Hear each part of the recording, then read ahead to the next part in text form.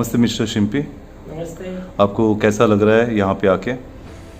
यहाँ बहुत ही सुंदर एनवायरनमेंट है और नागपुर इटसेल्फ जो है सिटी वो एनवायरनमेंट के लिए जाना जाता है। और उसमें नागपुर से थोड़ा बाहर जो अपना सोसाइटी है ये बहुत ही सुंदर सोसाइटी है। तो ऑब्वियसली और फ्रेंडली यहाँ वातावरण है तो बहुत ही अच्छा लगता है। तो आप कब आए नागपुर में, कब आए आप ब्लूमडेल में, कब आए? नागपुर में मैं 2015 में आया। इससे पहले हम लोग मुंबई में रहते थे। मुंबई में हमारा पवई में घर है और 2015 में जब आए तो सिटी में रहते थे। और जब लंबा सर्विस था तो सोचा कि अपना खुद का घर क्यों ना लिया जाए नागपुर में। तो काफ़ी 1.5 साल सर्च करने के बाद हमने मोराज जैसी एक सोसाइटी सुनी कि एक अपना मुंबई जैसा यहाँ वातावरण हो सकता है। तो हमने मोराज में आके देखा और ऑलमोस्ट फाइनल कर लिया था। लेकिन जब चलते चलते साइड में अपनी महिंद्रा दिखी तो सोचा कि चलो ये क्यों ना देखा जाए। लेकिन जब अंदर आए तो इसके प्यार में पड़ गए हम लोग। तो जो डिफरेंस अमाउंट था लगभग 8 से 10 लाख का फ़र्क था, फिर भी हमने महिंद्रा की सोसाइटी चॉइस की है क्योंकि यहाँ का जो ब्यूटिफिकेशन था या लैंडस्केपिंग था वो बहुत ही सुंदर है। इसलिए हमने यहाँ रहने का डिसाइड किया था। ओके। तो हम लोग 2019 दिसंबर में यहाँ शिफ्ट हुए।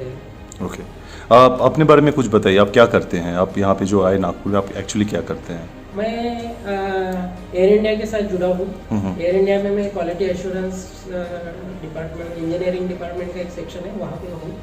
और नागपुर में जो बोइंग और एयर इंडिया ने मिलके जो MRO यहाँ पे बनाया है जो एक मिहान स्थित है, उसमें मैं क्वालिटी कंट्रोल में काम करता हूँ। ओके ओके जो मतलब विमान की जो देखरेख होती है वहाँ के क्वालिटी कंट्रोल में मैं काम करता हूँ। ओके, ये बताइए, आप इस कमेटी में एक बहुत ही इम्पोर्टेंट पोजीशन होल्ड करते हो।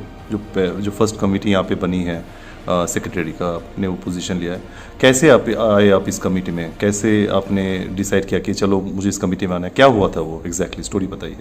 एक्चुअली इसके लिए मैं, अगर आपके पास टाइम है तो थोड़ा सा ज़्यादा समय लूँगा क्योंकि इसके पहले जब मैं मुंबई में था या मुंबई से पहले कल्याण में था तो दोनों टाइम मैं सेक्रेटरी, ट्रेजरर ऐसे पोस्ट पे रह चुका हूँ। और ये पोस्ट लेने के बाद क्या पेन है या फिर अगर पोस्ट लेनी है तो कितनी रिस्पॉन्सिबिलिटी आपको हैंडल करनी है, इसका काफ़ी मतलब लगभग 5 साल का एक्सपीरियंस मुझे था। तो मैंने डिसाइड कर लिया था कि मैं जहाँ पे भी जाऊँगा या फिर फ्लैट परचेज करूँगा नागपुर में तो वहाँ सोसाइटी में मैं कभी कमेटी मेंबर नहीं बनूंगा। अच्छा, ओके। लेकिन अनफॉर्चुनेटली ऐसा हुआ कि जो बिल्डर ने पहला AGM कॉल किया था आई थिंक जनवरी 19 में, तो मैं मीटिंग अटेंड करने आया क्योंकि वो एक आदमी के स्वभाव में होता है, वो रोक नहीं पाता अपने आप को। तो चलो मीटिंग तो अटेंड करते हैं ऐसा बोल के मैं मीटिंग में तो आ गया। वहाँ देखा कि 19 मेंबर का कमेटी होना जरूरी था। तो रजिस्टर ऑफिस से कुछ लोग आए थे, बिल्डर के ऑफिस से थे और बाकी के अपने यहाँ के लोग थे। तो वहाँ 19 मेंबर का संभावना कम लग रहा था। तो एक आदमी का होता है हुनर, तो मुझे रोक नहीं पाया और मैं अपने आप को खुद आगे आके डिक्लेयर किया कि I will be also one of the proposer for candidate for the committee member. तो इस तरीके से हम लोग कमेटी में आ गए। तो ऐसा मैं कमेटी में आने के बाद चलते रहा। 2019 का 1 साल निकल गया जो कि वहाँ पे बाकी लोग सेक्रेटरी चेयरमैन थे, मैं नॉर्मल कमेटी मेंबर रहा क्योंकि वो दिमाग में था कि अपने को आगे नहीं आना है। लेकिन अनफॉर्चुनेटली आई थिंक मार्च 20 में ऐसा हुआ कि सोसाइटी के पास कुछ फाइनेंशियल क्राइसिस दिखने लग गए और एडमिनिस्ट्रेटिव भी कुछ इश्यूज लग रहे थे। तो उस दौरान के जो चेयरमैन सेक्रेटरी थे उन्होंने रिजाइन कर दिया और फिर वहाँ पे एक ऐसा शॉक जैसा लगा मुझे एक्चुअली, क्योंकि ये सोसाइटी में मैं फ्लैट परचेज किया वो 8 से 10 लाख रुपए ज्यादा पैसा देके। ओके। तो और दूसरा एक एग्जांपल मेरे सामने था सहारा सिटी का, तो जो बंजर बन गया था। तो उस टाइम मुझे ऐसा लगा यार ये सिटी से 12-15 किलोमीटर आउट ऑफ सिटी है, तो अगर यही हाल अपना सहारा सिटी का जैसा अपना सोसाइटी का हो गया तो अपना जो इन्वेस्टमेंट है उसका क्या होगा? क्योंकि मैं तो एक साधारण सा आदमी हूँ जिसका सैलरी इनकम है खाली, तो मुझे ये सोचना बहुत जरूरी था। और जब मेरे पास एक्सपीरियंस था खुद का, तो वो एक मौका था या वो एक मोमेंट था कि जब मुझे ऐसा लगा कि मुझे अभी आगे आना जरूरी है, भले ही दिल में इच्छा नहीं थी काम करने की। और उस टाइम राजीव जी जैसे कुछ लोग हैं जो मुझे लगे कि दे आर कैपेबल, क्योंकि राजीव जी पहले ट्रेजरर थे, तो उनके साथ काम करने के टाइम उनका फ्रीक्वेंसी और मेरा फ्रीक्वेंसी मैच होगा ऐसा लग रहा था। और जब ये मूवमेंट आया कि रिस्पॉन्सिबिलिटी छोड़ के चले गए लोग, तो उस टाइम अगर सोसाइटी के ऊपर रजिस्टर ऑफिस का आदमी बैठता था तो इट विल हैव मतलब हैवक हो जाता था, सोसाइटी के ऊपर बहुत एडिशनल बर्डन आ सकता था, या फिर एडमिनिस्ट्रेशन जीरो हो सकता था और सोसाइटी का जो फाइनेंशियल पोजीशन है वो तो ऑलरेडी गया हुआ था। उसके चलते मार्केट में पूरा नाम खराब होता था और जो अपनी वैल्यू है, प्रॉपर्टी वैल्यू, वो नीचे जा सकती थी। इसलिए राजीव जी के साथ आगे लेके जाने का एक दिल किया कि चलो ये रिस्पॉन्सिबिलिटी को शोल्डर करते हैं हम लोग। इस तरीके से हम लोगों ने आगे आके ये सोसाइटी का दारोमदार जो बोलते हैं, उसको कंधे पे लेने का डिसाइड किया। अच्छा, तो ऐसे बने आप सेक्रेटरी। और जो आप बार बार बोल रहे थे कि जो अनफॉर्चुनेटली वो एक्चुअली मुझे लगता है कि अगर मैं आज इस सोसाइटी को देखता हूँ, काफ़ी फॉर्चुनेट रहा वो मोमेंट क्या पाए, राइट? और वो अनफॉर्चुनेट से डेफिनेटली फॉर्चुनेट हुआ जो आप। यस, आज के तारीख में तो डेफिनेटली फॉर्चुनेट ही कहा जाएगा, क्योंकि अगर सही तरीके से देखा जाए तो अगर एडमिनिस्ट्रेटिव मतलब ऑफिसर अगर आके बैठता था तो डेफिनेटली वो काफी लोगों को इसमें मालूम नहीं है कि अगर वो एडमिनिस्ट्रेटिव आके बैठता है यहाँ पे रजिस्टर ऑफिस से, तो उसको निकालना बहुत भारी पड़ता है। उसके सैलरी होती है, उसके डेली एक्सपेंसेस होते हैं, वो सारे सोसाइटी के खर्चे में जोड़े जाते हैं। right. तो अपार्ट फ्रॉम और डेली मेंटेनेंस, वो भी एडिशनल खर्चा सोसाइटी को उठाना पड़ता था। तो एक तरीके से मुझे लगता है वो अच्छा ही डिसीजन था मेरा, and I am happy now.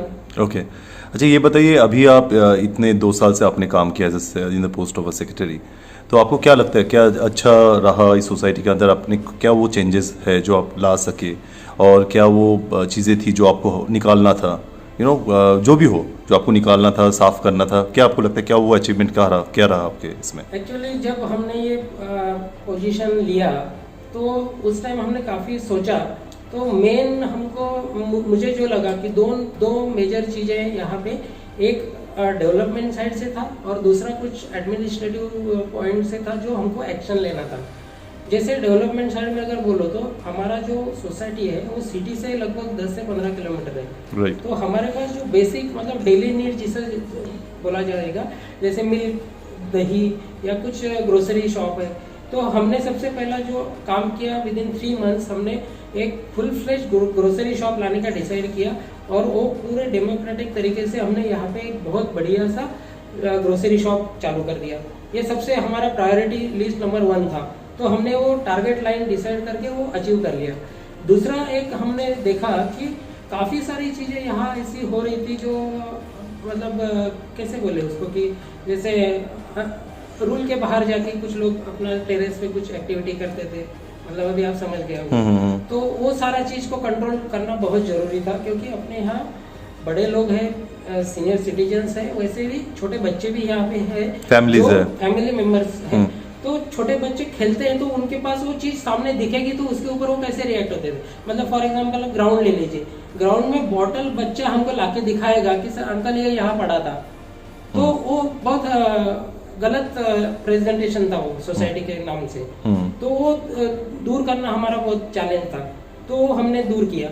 उसके लिए हमको काफी सख्त होना पड़ा कुछ लोगों के साथ, लेकिन वो as a part of administration जरूरी था। तो ये 2 चीज हमने किया। दूसरा था एक ग्रोसरी शॉप के साथ साथ हमारा मेजर एक हर्डल था कि हमारे पास एक वेजिटेबल शॉप नहीं था। वेजिटेबल शॉप की बहुत कमी थी, क्योंकि डेली 2 बार हमको जरूरत होती है। तो वो हम यहाँ लाने में सक्सेसफुल हुए। आज के तारीख में डेली इवनिंग में हमारे यहाँ वेजिटेबल वेंडर आता है जो कि हमको चिंग्स भवन और सिटी के रेट में ही वेजिटेबल सप्लाई करता है। ओके, तो that is I think good achievement. दूसरा हमने एक देखा कि सबसे पहला हमने जब शोल्डर किया रिस्पॉन्सिबिलिटी, तो एक पूरा राउंड जब लगा तो पर्टिकुलरली फेज 1 जो लोग बोलते हैं, हमारे लिए सारी सोसाइटी है, हम उनको बोलते हैं बिल्डिंग 1 से लेके 4 तक हमने जब पहला राउंड लगाया तो सारे लिफ्ट में मतलब यू वोंट बिलीव, जैसे गवर्नमेंट ऑफिस का लिफ्ट होता है ना, कॉर्नर में नागपुर का फेमस अच्छा पान वो सब पान या क्या खर्रा बोलते हैं, हाँ। खर्रा का जो फेमस पिक्चर है गवर्नमेंट ऑफिस में, वो पर्टिकुलर टिपिकल ऑलमोस्ट सभी लिफ्ट में वही नज़ारा था। तो वो एक बहुत बड़ा चैलेंज था हमारे लिए। तो हमने उसके ऊपर एक सिंपल सा कम मतलब हार्डली कुछ पैसा उसमें लगाया और हमने ऐसे लोगों को पकड़ा। उसमें हमको सिक्योरिटी लोगों ने बहुत अच्छा हेल्प किया। सिक्योरिटी के लोगों ने उनको बकायदा पकड़ा सभी लोगों को। और आज के तारीख में आप देखो 1 नंबर से लेके 4 नंबर तक देखो, या नई बिल्डिंग जो हुई 8 नंबर 10 नंबर 9 नंबर, कोई भी लिफ्ट में आपको आज की तारीख में कहीं पे भी थुका हुआ नहीं मिलेगा, जबकि आज के तारीख में वहाँ कहीं पे भी कैमरा नहीं है। तो ये बहुत बड़ा चेंज है एक्चुअली। राइट।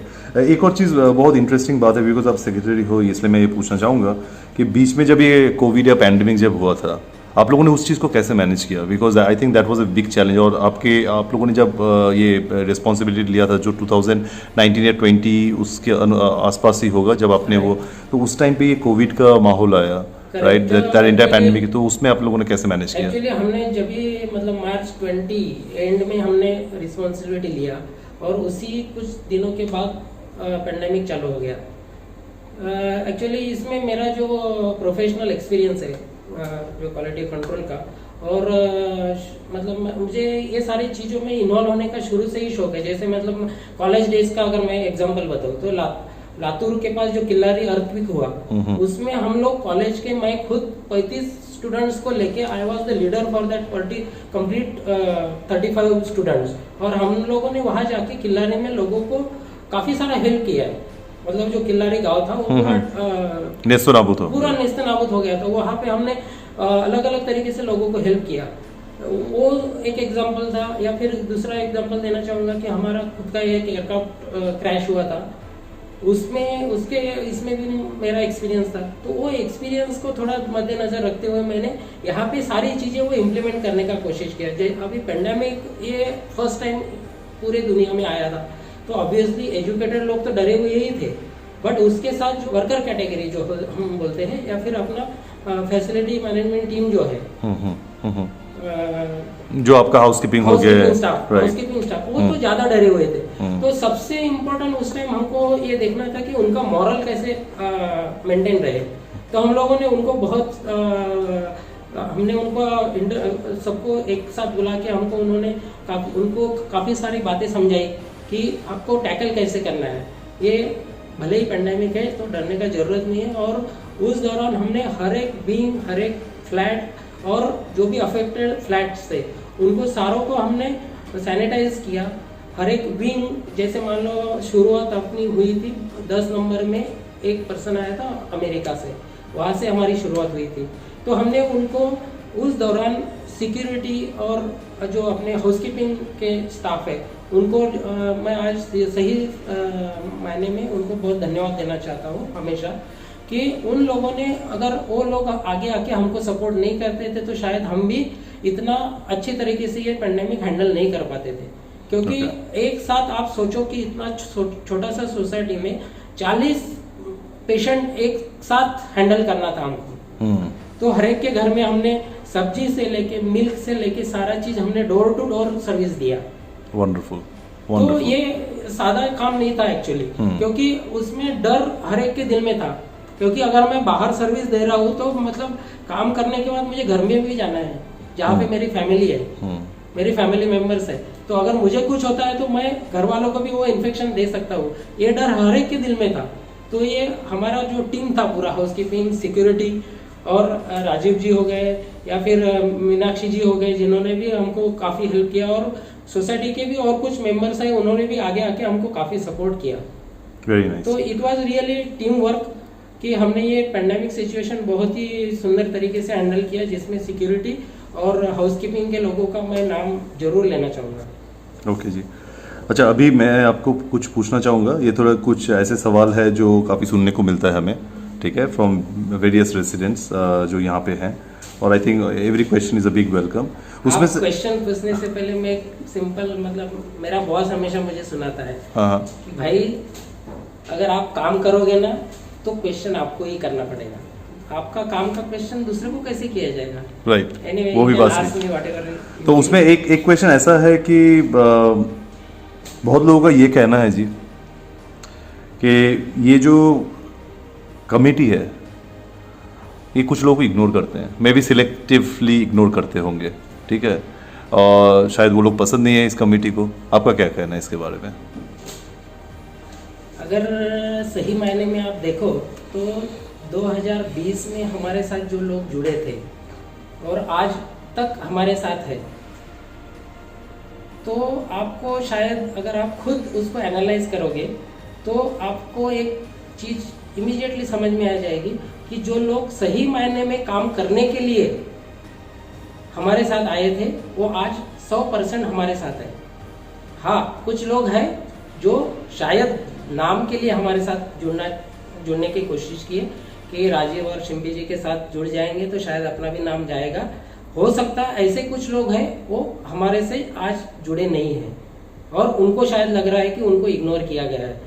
आप मुझे एक सिंपल सी अगर सोसाइटी में आप राउंड मारेंगे तो आपको पता चल जाएगा कि एक या दो आदमी का काम नहीं है इतना बड़ा सोसाइटी को हैंडल करना। अगर हम लोगों ने ऐसे सभी लोगों को दूर किया होता तो इतना बड़ा टीम वर्क यहाँ नहीं दिखता था आज। तो मुझे नहीं लगता हम किसी को इग्नोर करते हैं। इन डेमोक्रेटिक प्रोसेस में जब आप लोग ये करते हो तो मीटिंग में उतने सारे लोग भी होने चाहिए। मैंने तो यहाँ तक सुना कि मीटिंग में आपके सारे लोग आते भी नहीं हैं, बहुत लोग कम आते हैं आपकी मीटिंग में, फिर कैसे ये डेमोक्रेटिक वे में आप करते हो? सही बात है, आपका क्वेश्चन मतलब शायद आपको फीडबैक मिला होगा कहीं से, बट मुझे एक सिंपल सा बात बताओ, आपको अगर 1000 लोगों की सेवा करनी है तो आपको कुछ डिसीजन लेने होंगे, नंबर 1। नंबर 2, अगर आपको डिसीजन लेने हैं तो आपको सबको साथ लाना भी जरूरी है।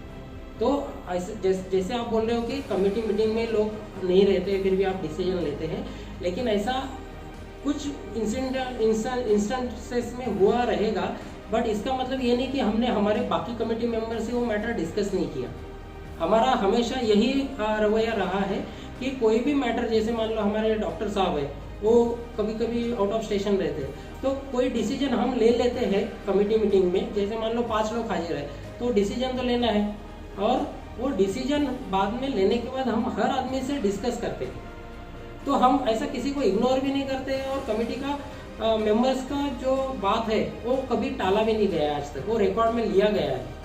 तो हम हमारी जो डिसीजन है वो हर कमेटी मेंबर से डिस्कस करते हैं होने के बाद भी। और मजे की बात मैं आपको बता दूं सरप्राइजिंगली, जैसे मान लो हमारे RK शर्मा साहब है या फिर झा साहब है, ये लोग इतने सीनियर हैं जिनको 40-40 साल का एक्सपीरियंस है।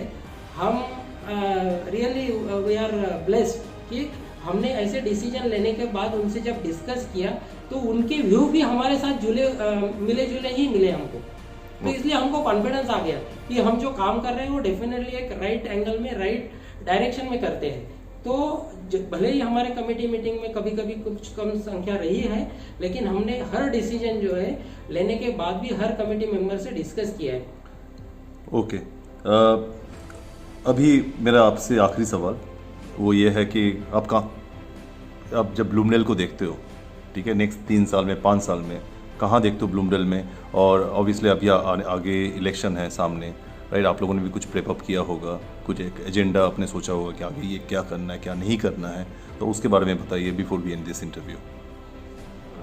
ये थोड़ा ट्रिकी क्वेश्चन है आपका, but anyway, being a engineer मैं स्टैटिस्टिक्स के ऊपर बहुत बिलीव करता हूँ, और मुझे ऐसा लगता है कि हर आदमी ने स्टैटिस्टिक्स के ऊपर बिलीव करना चाहिए, क्योंकि अल्टीमेटली आपको रिजल्ट जो है वो उसी चार्ट से मिलता है या उसी स्टैटिस्टिक्स में मिलता है। तो हम लोग आज तक जो काम किए हैं, अगर वो स्टैटिस्टिक्स आप देखें और हमारे फ्यूचर प्लान्स अगर स्टडी किए आप, तो मैं ये सोसाइटी को 2 तरीके से देखना चाहूँगा। एक है कि मेंबर की जेब से क्या जा रहा है, जो आज की तारीख में लगभग 2.57 या फिर फंड्स कलेक्ट कर फंड्स उसमें ऐड करते हैं तो 2.90 आज की तारीख में। तो मेरे हिसाब से हम लोग एक 3 साल या 5 साल में इसको 2 रुपीज़ तक कैसे लाए, ये हमारा एक टारगेट है, या फिर उसको मैं वहाँ तक कैसे लेके जाऊँ, ये हम डेफिनेटली वर्कआउट करेंगे। वहाँ मैं सोसाइटी को देख रहा हूँ कि हमारा मेंटेनेंस जो है वो 2 रुपये में होना चाहिए। नंबर 1। नंबर 2, इसका आज जो लैंडस्केप है, इसका जो आज स्ट्रक्चर है, ये इसी तरीके से बना रहे, नंबर 1। और उसमें डेफिनेटली कुछ एड ऑन्स हो, जैसे शॉप्स हो, बार्बर शॉप हो, या सबसे बहुत बड़ा प्रॉब्लम है लोगों का, लॉन्ड्री शॉप यहाँ नहीं है, लॉन्ड्री शॉप खोलना है।